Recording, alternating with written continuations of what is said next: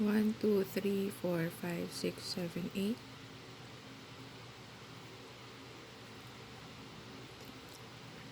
Slip stitch. Okay, last 2 petals tayo.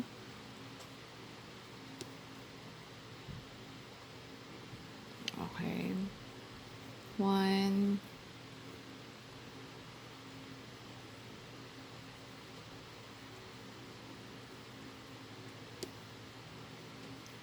2,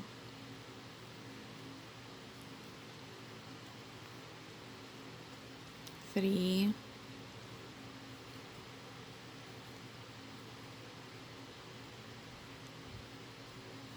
4,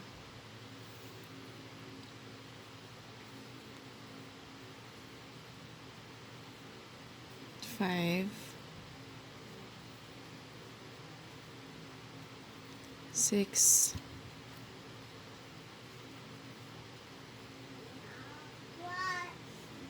7,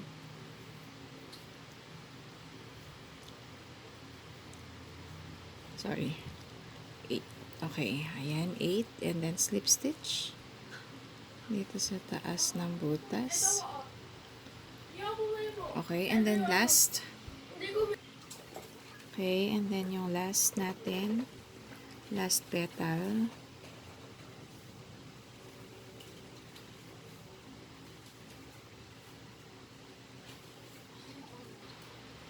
Okay, 1 treble crochet. 2 TR. 3,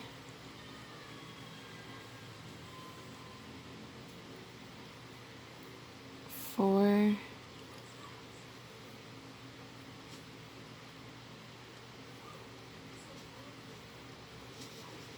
5,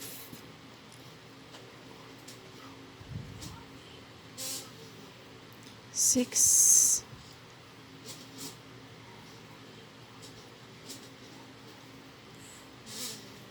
7,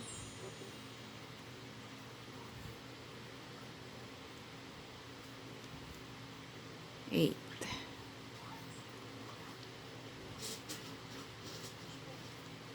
Okay. 1, 2, 3, 4, 5, 6, 7, 8. Complete na tayo. Let's cut. Okay, ayan na siya. And then, pwede nyo siyang itago. Itago na lang anywhere.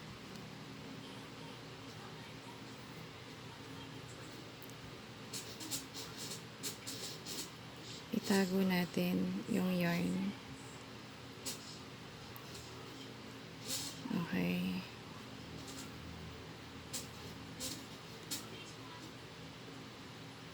Kahit saan nyo itago yan, okay lang. Dapat mapunta sa ilalim para hindi na makita kasi iikot natin yan. Alright. So, ito na ang ating rose lace. Okay.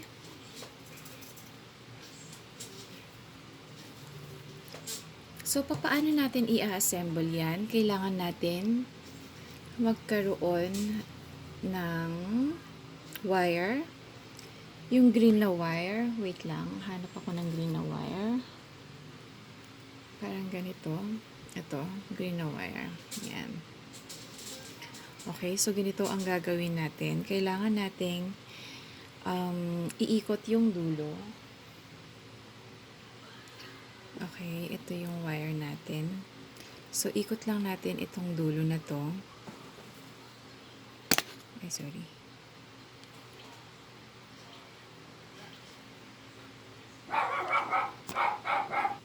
Ayan, lalagyan natin ng ganyan. Sorry. Maingay na. And then, ididikit lang natin. Kuha tayo ng gamit tayo ng E7000. Ayan. So, idikit lang. Lagyan natin yan. Okay.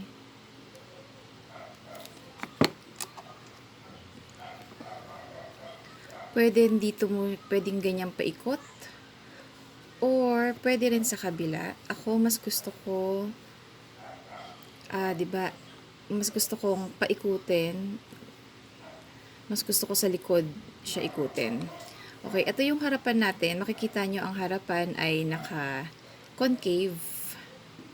Ayan, naka-concave sa inyo.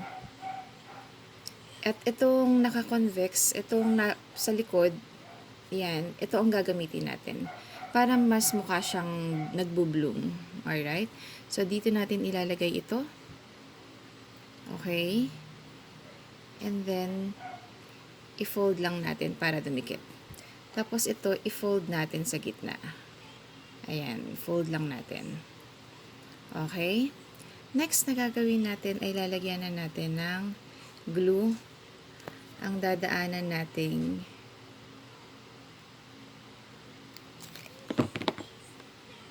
ayan. So, iikot lang natin yan. Okay, iikutin lang natin. Wait lang.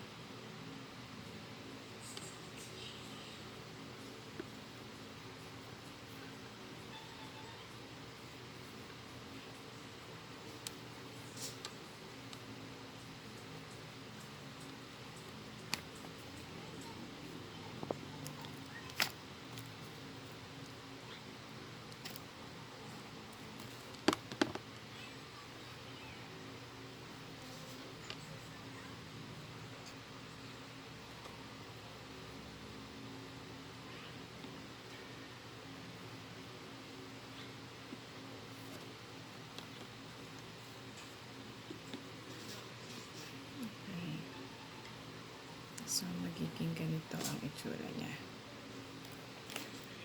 Ayan.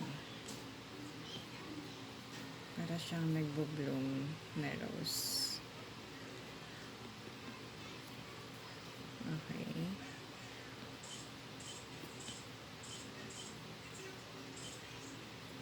Ayusin nyo lang. And then, pasadahan nyo lang ng lighter para matanggal itong mga itong mga lint natin o ano ba to? Himulmul. Ayan. Yan. So, papasadahan nyo lang ng lighter. And then, sa ilalim naman natin, lalagyan natin ng green, yung pedonko, ang tawag doon, yung green dito. And then, pwede natin tong balutan ng green na yarn. Tapos, lagyan natin ng isang dahon. So, ayan. Ito ang ating rose. Alright. So, ito may sample pa ako dito. Ayan, ganitong itsura niya. Wait lang.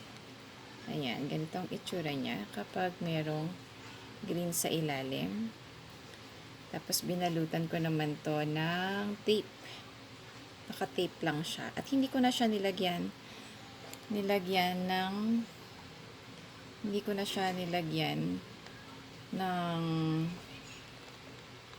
what do you call this? Ng dahon. Kasi, i-wrap ko rin naman siya. Ayan, naka-wrap naman din siya. So, hindi rin naman makikita. Okay? Ayan.